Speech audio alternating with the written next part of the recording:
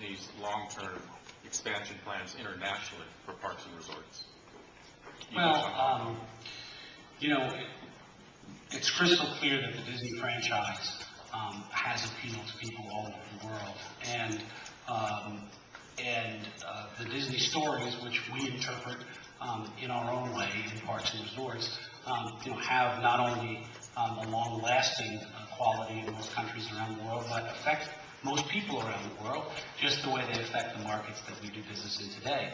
So it certainly is our long-term ambition to take our product and allow guests to experience the magic the way we do it in parks and resorts in as many places as we possibly can. Right now, as you just heard in the last question, we continue to be very interested in expanding the franchise into mainland China. Seems the right time, seems appropriate, and we opportunistically look for other ways to do that. A project as I presented today, like the Hawaii Hotel, is a little more portable, if you will, than a massive theme park destination. So we both are trying to expand the product mix that we offer, as well as the geographies that we present those products in. Obviously, with the cruise line, you have a fairly portable asset that can make short visits to different parts of the world and bring some of that magic. So our ambition is clearly to continue to expand in the global marketplace. We have a lot going on right now, as you saw, and as I answered to another question, everything in its right time. Does Latin America and South Africa play into that equation at all? Or? Well, our company certainly operates successfully in Latin America. As of yet, we have not identified the right opportunity for parks and resorts, but I never say never.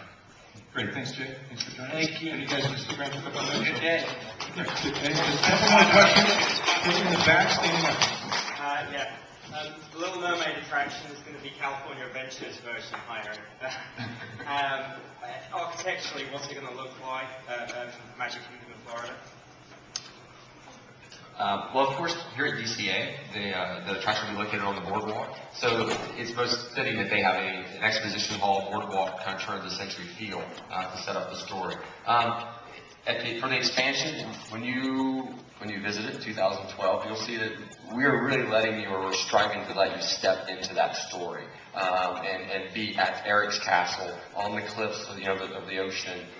You will go down through the grottos, through the tide pools as our queue develops, and take you into the sort of the undersides of the castle. And then that's where you'll finally come to the shoreline and board the vehicles that will then take you under the sea. Different story setups than DCA, but once you're down into the actual attraction itself, they're pretty much identical inside as far as the show goes. Just for the record, that's Prince Eric from the movie, not my Eric Castle. I always say it's Eric's castle. It's better than a 20-year pin. This is kind of off the subject, but you guys are all Imagineers, so I'm kind of wondering if you've had any kind of blue sky dreams about how Marvel could fit into the park. No, that's new news to us. That's a new one. We haven't started anything about anything like that yet at all. Sure. We're not allowed to dream off hours. In the Senate.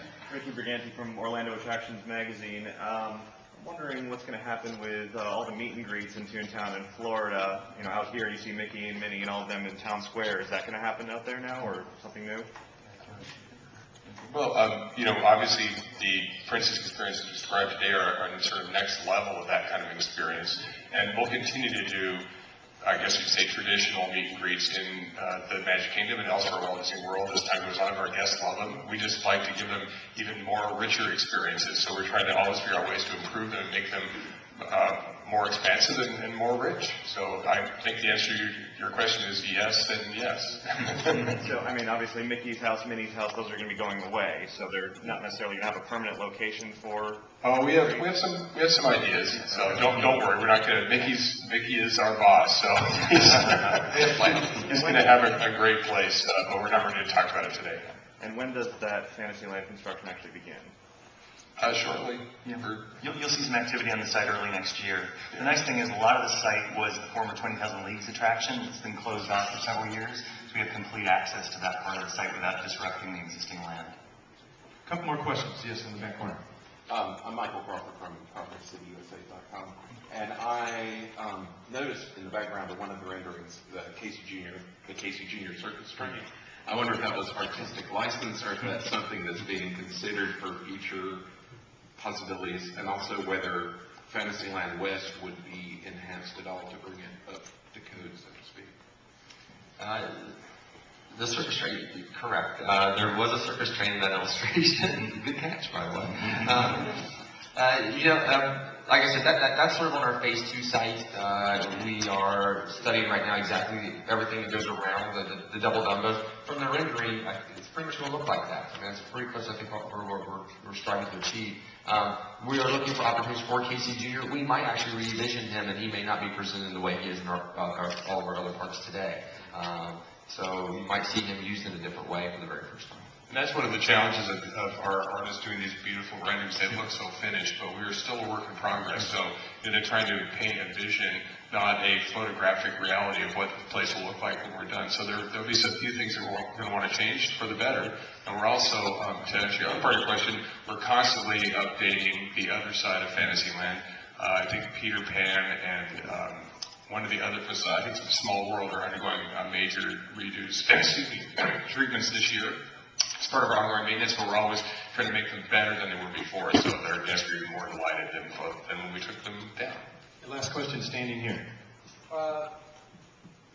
Jeffrey Harris, Toon Zone. For each of you, favorite Disney ride or attraction? Favorite Disney ride or attraction? Well, when I was a kid, it was the submarine voyage to Disneyland, because I grew up here in Orange County. But as an adult, and it's still one of my favorites, but as an adult, I think, for different reasons, that my favorite is the Twilight Zone Tower of Terror in Walt Disney World, because that was a project that I headed up, and we just had such a great time from coming up with a unique idea that nobody had done before, and finishing it, and it being one of the most popular attractions in the world. So that, for me, that's my favorite. You guys have one? I mean, as a kid, the two I always ran to first were the Haunted Mansion and Pirates of the Caribbean, and I'm so impressed how evergreen those are and how they continue to entertain just millions of people a year around the world. Two of my favorites still. You could have two, too.